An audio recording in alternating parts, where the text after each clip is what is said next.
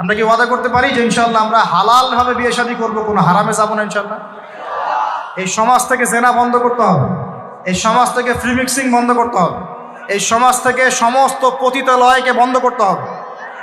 বন্ধ করে আমরা সামাজিক উদ্যোগ নিয়ে প্রয়োজনে আমাদের পলিটিক্যাল পাওয়ারকে কাজে লাগিয়ে সমস্ত পতিতালয়গুলো বন্ধ করে ওই মেয়েদের রিজিকের জন্যে আমরা বিকল্প ব্যবস্থা করবো ইনশাআল্লাহ।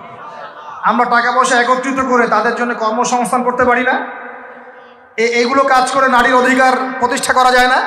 নাকি রাস্তাঘাটে গাড়ির স্লোগান দিয়ে প্রতিষ্ঠা করা যাবে?